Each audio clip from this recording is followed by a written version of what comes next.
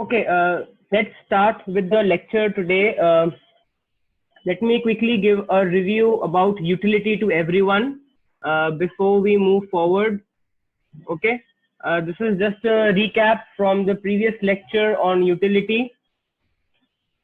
Okay, so what we had done in the previous lecture, we had talked about utility, which refers to the want satisfying power of a commodity. Okay, mathematically, we talk about utility function. The utility function maps the preferences to numbers. Okay, if I talk about utility function, it maps preferences to numbers. So utility function is a way of assigning a number to every possible consumption bundle, such that the more preferred bundles get assigned higher numbers than the less preferred bundles. Okay, so if I say that my bundle x1 comma x2 is strictly preferred over y1 y2, then the utility I get from the bundle x1 comma x2 is strictly more than the utility I get from the bundle y1 comma y2. We had done this last time also. Coming to the white screen to explain everyone. Suppose we have two bundles. This is my bundle x1 x2. X1 stands for amount of good 1, X2 stands for amount of good 2. Suppose there is another bundle y1 comma y2. And suppose x1 x2 is strictly preferred. This is the sign for strictly preferred. Okay. Suppose x1 x2 is strictly preferred over y1 y2. It implies the utility I'll get from the bundle x1 x2 will be strictly more than the utility I get from the bundle y1 comma y2. These are all functions. Okay, utility as a function of x1 x2 will be strictly more than the utility as a function of y1 comma y2. Please don't get confused between this sign and this sign. The two are different. This is a sign for strictly preferred. This is a sign for strictly greater than. Okay. Let's come back to the lecture note. Then we had done two kinds of utility. One is the ordinal approach to utility and one is the cardinal approach. Okay, we had discussed the ordinal approach in the previous lecture, and we had said that in terms of ordinal approach, utility cannot be measured, it can be ranked. Cardinal approach says you can measure utility in utils. Ordinal approach says you can't measure utility, you can only rank it. Example you can see on your screen. Suppose there are three individuals, 1, 2, and 3, and suppose there are three bundles, bundle A, B, and C. Now, if you look at individual 1, he gives the utility of 3 to bundle A, 2 to bundle B, and 1 to bundle C. You look at individual 2, he ranks the bundles as 17, 10, and 0.002. You look at individual 3, he ranks the bundles as -1, -2, and -3. If you look at all three individuals, what are they actually doing? They are actually trying to rank the bundles. They are actually trying to rank the bundles. The number they give to the bundle does not matter. What number they are giving to the bundle does not matter. All we can say is individual 1 also prefers A over B over C, because individual 1 gives a higher utility to A, followed by B, followed by C. Individual 2 also prefers A over B over C. Individual 3 also prefers A over B over C. You can see 17 is more than 10 is more than 0.002, and -1 is more than -2 is more than -3. So when we talk about ordinal utility, what actually matters is the ranking, how you are ranking it. It does not matter the number you are allotting to it. Okay.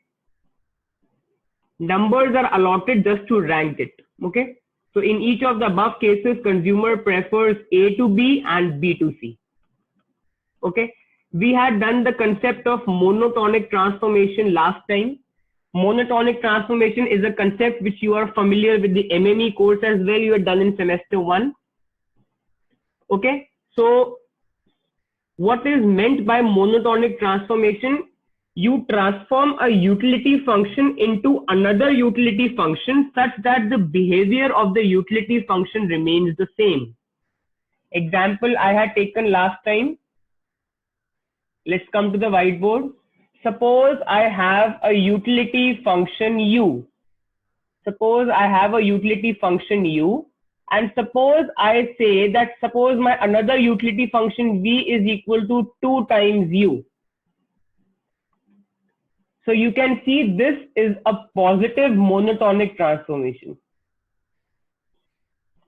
This is an example of a positive monotonic transformation. That means if I do dv by du, if I do the derivative, it turns out to be 2, which is strictly positive. That means the function is strictly increasing. Remember, all of you should remember the definition of strictly increasing. Suppose y is this is something I'm revising. It's a recap from MME semester 1. Suppose y is a function of x is said to be strictly increasing if x1 more than x2 implies f of x1 is strictly more than f of x2.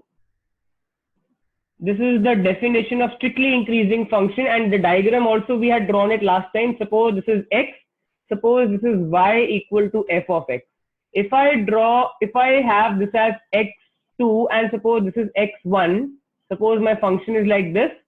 So you can see this is an example of a strictly increasing function because x1 more than x2 implies f of x1 is more than f of x2.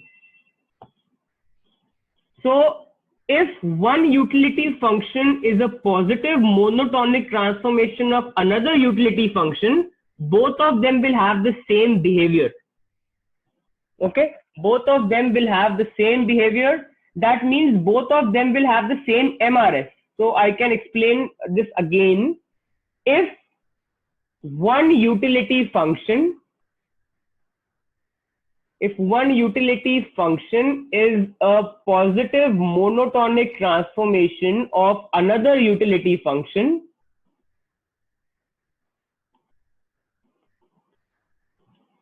then both the utility functions will have the same behavior.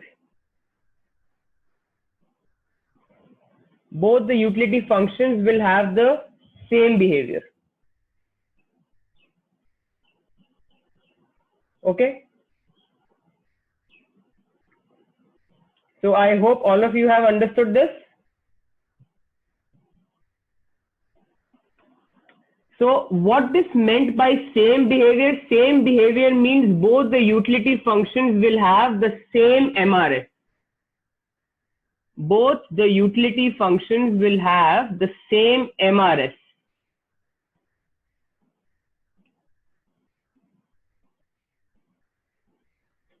Okay.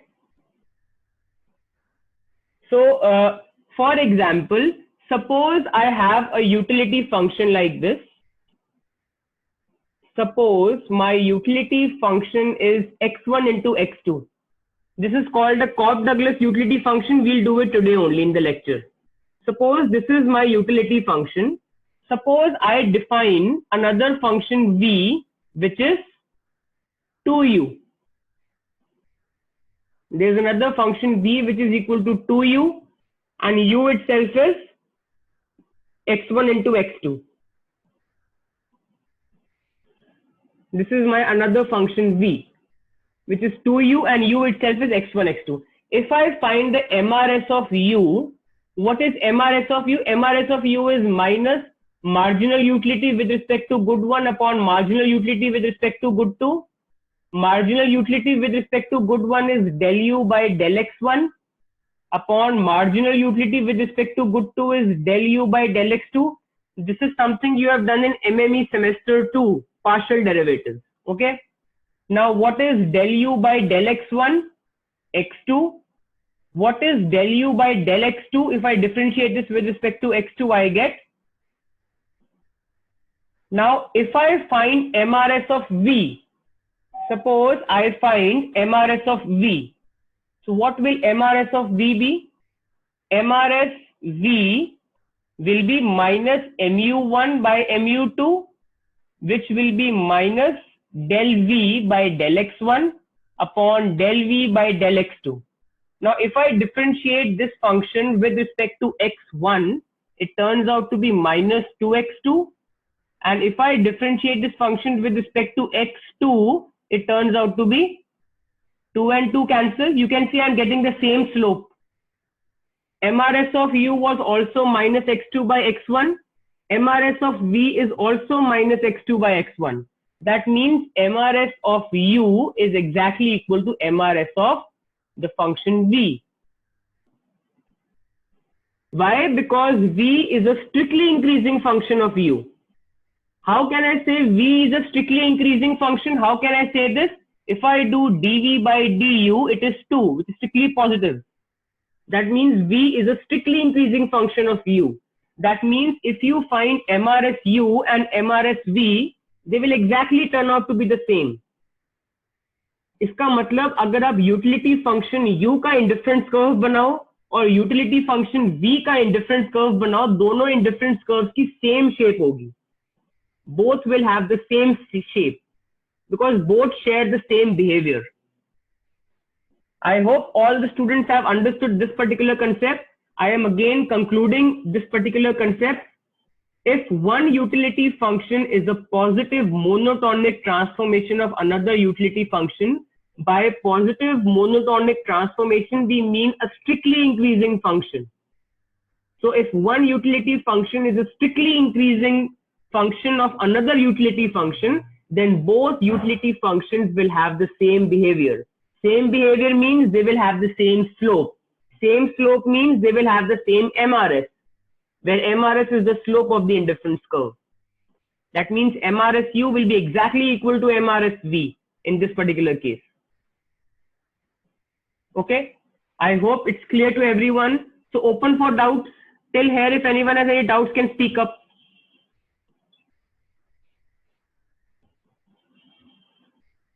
So v is a function of u, right? V is a function of u. Yes, V is a function of u. Okay. Anyone else who has any doubts can speak up. You can unmute your mic and ask me anything regarding what we have done till now.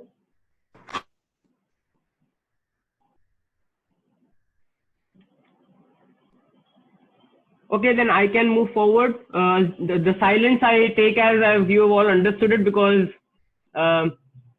if you have any doubts, then it's your moral responsibility to unmute your mic and speak in between.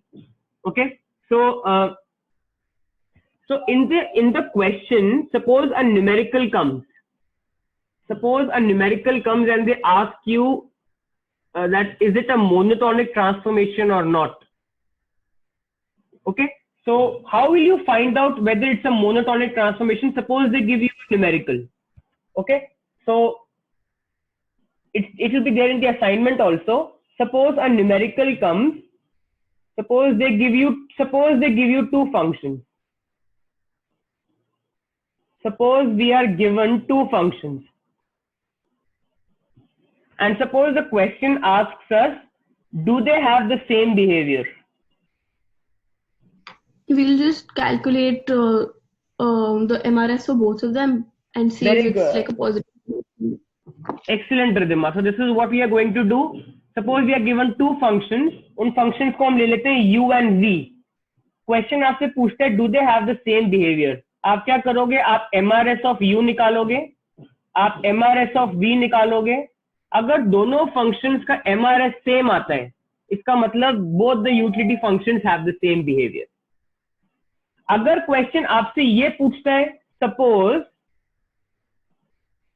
suppose we are given two functions u and v and they ask you, are they monotonic? Are they positive monotonic transformations? If they ask you this, and suppose v is a function of u, they have given it to you. Utility function u है और उसको कोई function v given है. then what will you do? You will just calculate dv by du. Solution is you will calculate dv by du. If it has to be positive now. yeah, if dv by du is strictly positive, okay, it has to be strictly positive. You will say that V is a positive monotonic transformation of the utility function U. Okay, so two type of questions can come from what we have done till now. One question, they can give you two utility functions. Do they have the same behavior? All you need to show is the two MRS are exactly the same. I hope everyone knows how to find the MRS. MRS of any utility function is minus marginal utility with respect to good 1 upon marginal utility with respect to good 2. Okay, marginal utilities themselves are partial derivatives. So mu1 is del u by del x1 upon mu2 will be del u by del x2. Okay, and suppose you are given two utility functions. Is one utility function a positive monotonic transformation of another? How will you find that? Suppose V is given to you as a function of U. All you need to do is find dV by du. If that turns out to be positive, yes, V is a positive monotonic transformation of U. So then I can move forward. Okay.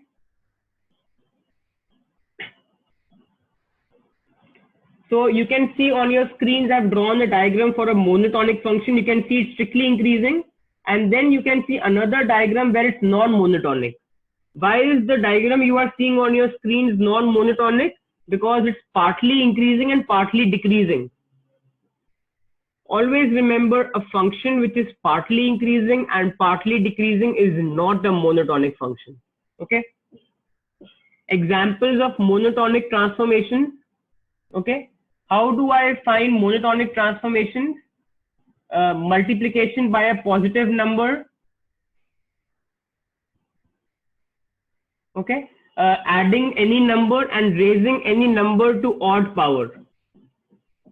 That means if I multiply a utility function by a positive number, or if I add any number to a utility function, or if I raise the utility function to a positive odd power, then these are all examples of monotonic transformation.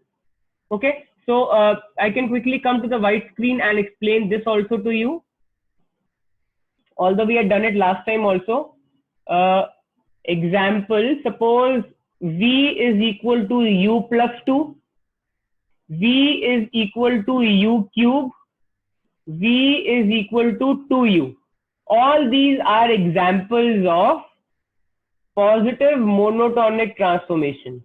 Adding a number, positive number, multiplying a positive number, raising a utility function to the odd power.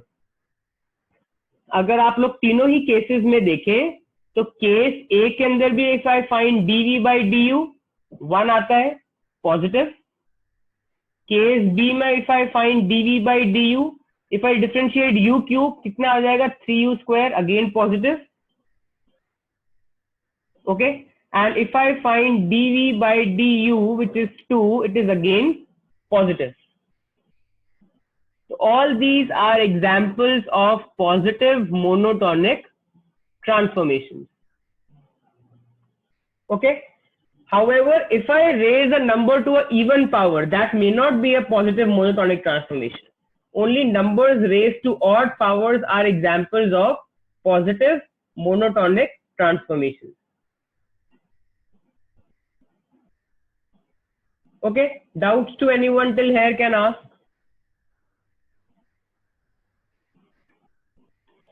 Anyone who has any sort of doubts can ask.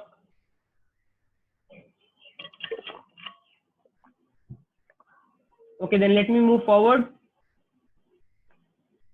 Let's come back to the lecture note.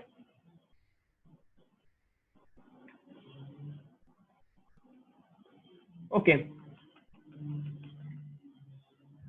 So if the utility function u of x1, x2 represents some particular preferences, and f of u is any positive monotonic transformation of the above utility function, f of u will represent the same preferences as u. We had already had a discussion about this particular paragraph. if there is a utility function u and I take a positive monotonic transformation of that function, calling it as f of u, then f of u will have the same preferences as u. Guys, you all can see the reasons on your screen. If I say that the utility function represents some particular preferences, what does it mean? It means if u of x1, x2 is strictly more than u of y1, y2, it means I can say x1, x2 is strictly preferred to y1, y2. That is point A on your screens. On your screens, all of you can see point A. If the utility I get from x1, x2 is strictly more than the utility I get from y1, y2, what does this imply? x1, x2 is strictly preferred to y1, y2. If f is a monotonic transformation, suppose f of u is a monotonic transformation, what does that mean? That means if u of x1, x2 is strictly more than u of y1, y2, then f of u of x1, x2 is more than f of u of y1, y2. क्योंकि हमारा function f monotonic transformation है, I can write it like that, and f of u of x1, x2 strictly greater than f of u of y1, y2 implies x1, x2 is strictly preferred to y1, y2. इसका मतलब जो हमारे utility function u की preferences थी, वही हमारी utility function f of u की भी प्रेफरेंसेस है. Okay? If those who have not understood can concentrate on the whiteboard, you'll be able to understand better. So,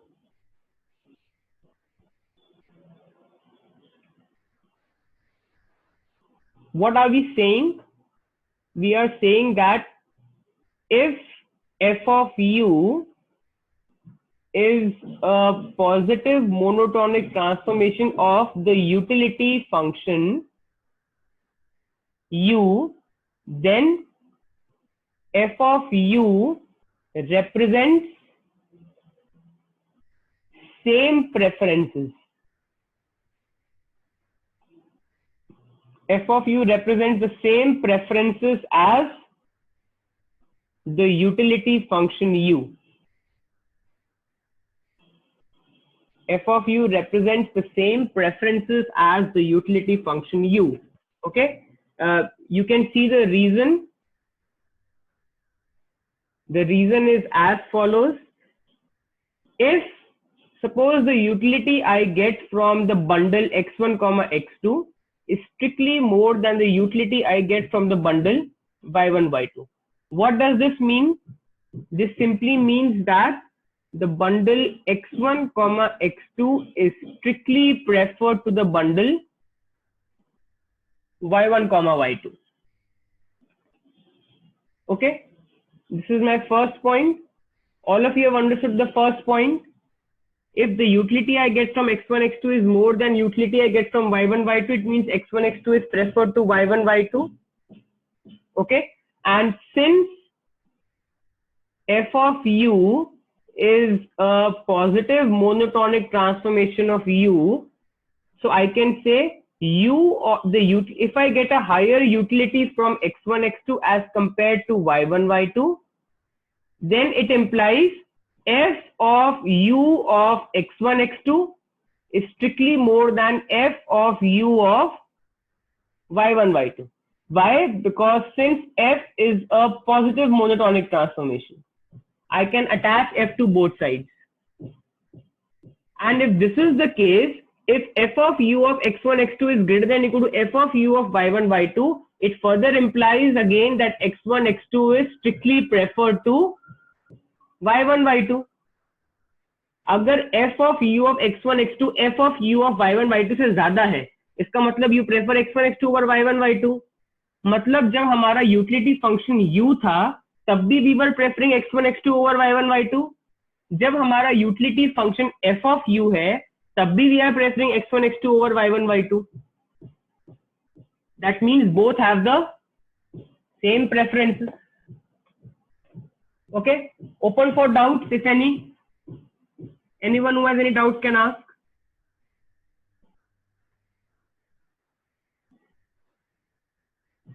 In case any student has not understood, feel free to speak up. Okay, then I can move forward. Cardinal utility. Okay, this is the next thing. So ordinal utility says that utility cannot be measured, it can be ranked. Cardinal utility approach says that utility can be measured, and we measure utility in utils. Okay, you measure height in centimeters, meters, you measure weight in kilograms, you measure utility in utils according to the cardinal approach. So constructing a utility function using the indifference curve. So you can see I have drawn a family of indifference curves. You can see I have drawn a family of indifference curves, and you can see the farther they are from the origin, I have drawn a ray from the origin. All of you can see I have drawn a ray from the origin, and farther the indifference curve is from the origin, more satisfaction we get. Because of which preferences? Remember monotonic preferences we had done last time. When are preferences set to be monotonic? If given any two bundles, the consumer prefers that bundle which consists of more of one of the goods but no less of another. Something you've done even in class 12, if I'm not wrong. Okay. So we can draw a diagonal line and label each IC with how far it is from the origin, measuring along the line. With monotonic preferences, the line through the origin must intersect every IC exactly once. आप देखें जो मैंने origin से line बनाई है, वो हर indifference curve को exactly एक ही point पे cut कर रही है. So that bundles on higher indifference curve represent higher utility. इसका मतलब अगर आप screen पे समझें,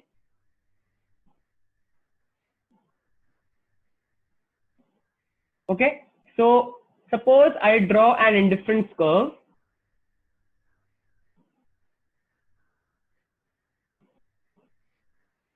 These are my multiple indifference curves. I have drawn them. This is good x1, this is good x2. If I draw a line through the origin, so this is IC0, IC1, IC2, IC3. IC0 consists of this much amount of x1, this much amount of x2. IC1 consists of more of x1 and more of x2 as compared to IC0. IC2 consists of even more of x1 and x2. IC3 consists of even more of x1, x2 and so on.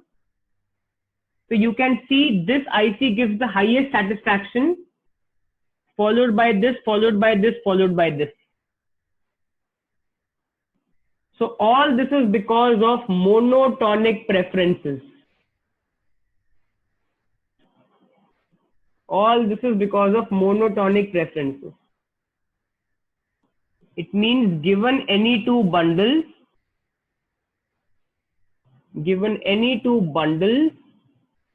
the consumer prefers that bundle which consists of more of one of the goods but no less of another. तो आप अगर ये देखें bundle A, bundle B, bundle C and bundle D.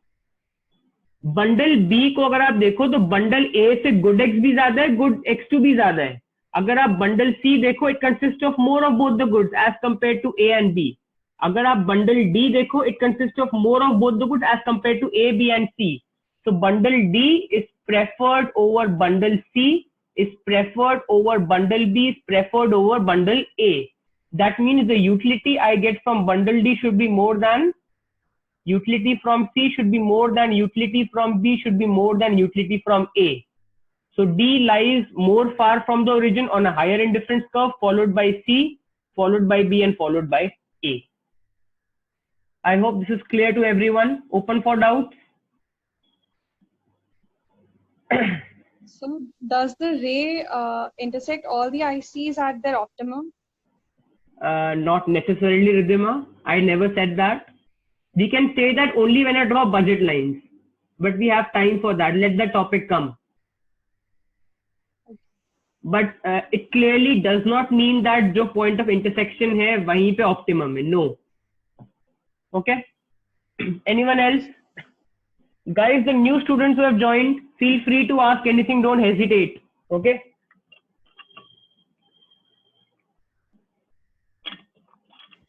So what do the point of intersection imply here then? As in when it is passing through these ICs, what does it actually imply? Currently, it has no implication. Okay. It's just a geometric argument telling you that the ray is cutting the IC exactly once. Now, is that the optimal bundle? Will the consumer actually consume that? We don't know because we haven't drawn the budget lines yet. We can't comment. The point of intersection, Okay, I repeat, has no economic interpretation as of now. Okay. Okay, no one else, I can move forward. Now, a note on marginal utility and MRS. It's a very easy topic. I'll quickly go through it. Not very important from exam point of view. So what is marginal utility? All of us know the change in consumer's utility as we give him a little more of good one is called marginal utility with respect to good one. Formula for MU1 is change in U1 upon change in X1. Okay, change in U1, I can write U1 into X1 plus delta X1 comma X2 minus U of X1 X2 upon change in X1. Remember, when we are calculating MU1, the amount of good 2 is fixed. It's partial derivative. So यहाँ पे change in U क्या होगा? Change in U होगा U of X1 plus change in X1 comma X2 minus U of X1 X2. आप देखिए numerator में X2 constant है, X1 change हो रहा है. Okay. And similarly, I can write MU1 is change in U1 upon change in X1. So change in U will be MU1 into change in X1. We have just cross multiplied it. Okay. Let me come to the white screen. There you'll be able to understand better.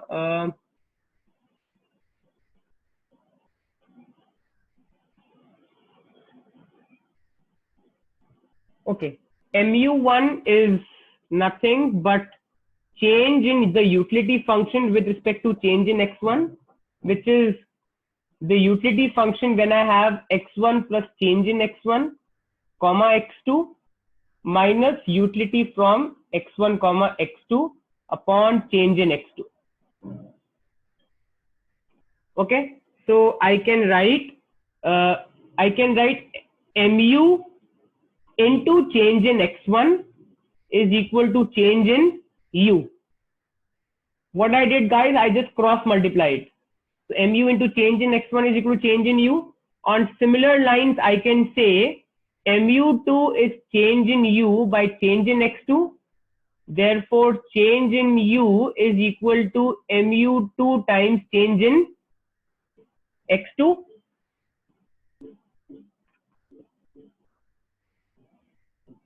Okay. So if I consider this, if I write a utility function like this, utility is equal to a function of X1 comma X2. All of us know on the utility function, my utility is a constant, so I can write U bar. Okay, so U bar is U as a function of X1, X2. Now, all of you recall MME Sater-Hammond chapter 17, chapter 16, partial derivatives, semester 2. Agar if I differentiate it, if I totally differentiate the above equation,